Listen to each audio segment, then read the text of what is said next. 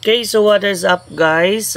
Today is January 2. It's the second day of the year, and I would like to talk about yung aking napanood na movie. I know na yung iba nakapanood na yung movie na ito, so kaway-kaway naman dyan. But I have watched it just this day lang kasi nga it is not on the plan, pero maybe it's good thing na napanood ko itong movie na ito. Okay, so what I'll be talking is the movie Firefly, no? Played by Alessandra De Rossi and many GMA artists na nandoon. Okay, so actually hindi yun ang dapat na panonoorin ko kanina, pero unfortunately punuan yung rewind. So sabi ko hanap ako ng ibang movie, and I got so curious kasi while browsing nakita ko yung parang trailer niya. So I am very fascinated kasi with mythological creatures, especially if with mythology rather, especially if it is in the Philippines, no? Parang it gives me parang it brings me more of what Philippines can offer. Okay, so mag-start tayo sa ating review, no? So by the way, it is directed by Zig Dulay, and hats off kay Sir Zig Dulay because the movie was great, no? Okay, so let's start with characterization or the characters. Okay, for the characters, I am super. Okay, I am very okay, no, with the performances of the actors and actresses.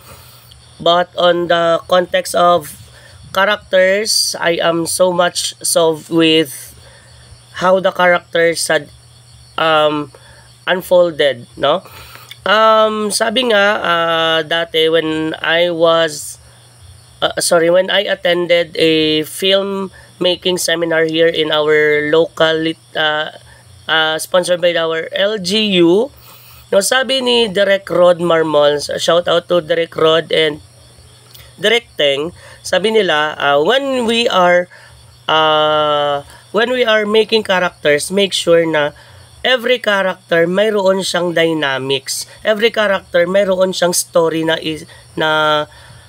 ipo-portray, no? Every character mayroong deeper meaning, deeper involvement, interaction sa movie. And I was so happy, no? So this is not a spoiler, pero I was so happy with the personification of Butterfly and Firefly.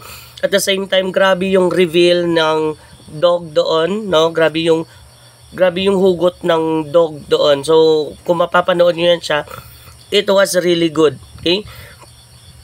Disclaimer lang for everyone, this is my own opinion, this is my own judgment. So, if you will agree or disagree with my judgment or my opinion, then with my review, so it is for you to decide. Okay.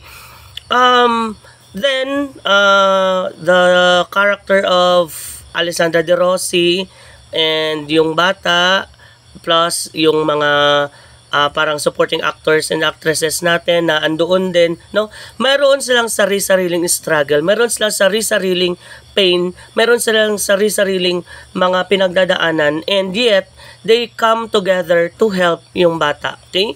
To discover saan ba yung Firefly Island na yon. Okay? So it is somewhat parang good to know and to watch na yung mga characters are not stagnant. Ano ibig sabihin nun? Na hindi sila parang nakastay sa kung ano lang yung role nila. No? They level up by telling their stories also in their own perspective. Okay? Yun, so maganda. And I am so happy.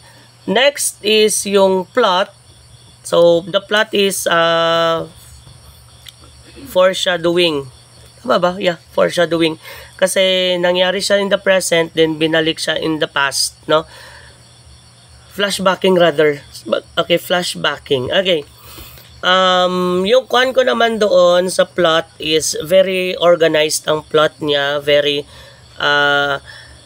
good yung storytelling, yung narrative, no? It started with Ding Dong Dantes telling his story, interviewed by Max Collin, if I'm not mistaken. Then, okay, so yun, yung story started with Ding Dong and Max Collin talking, and while Ding Dong is reminiscing the past. So, maganda, then the resolution, yung build up ng conflict, yung build up ng climax. Actually, based on my own opinion lang, parang ang daming climax na nangyari doon. Ang daming exciting points na nangyari doon. So the resolution itself is very solved ako with how the story had ended. So magaling, maganda yung kanya, no. Yung key takeaways ko with the movie is yeah. So some wishes do not come true. But if we believe in ourselves that we have done our best, no, we have done the things na needed para maabot yung dream na yon, so you are solved with it, no. And at the same time, sabi niyo about conquering your fear, about being brave, no.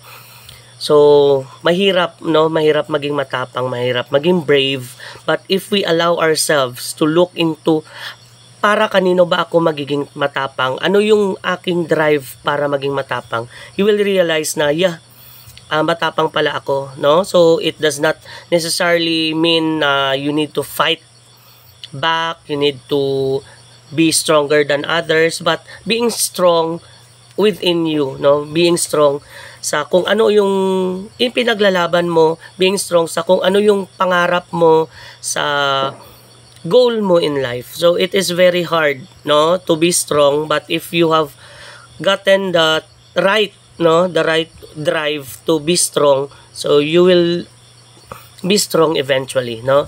Yun, so that's it for our review, no. I hope you have enjoyed listening with my review. So again, this review is based on my own experience, based on my own understanding, no.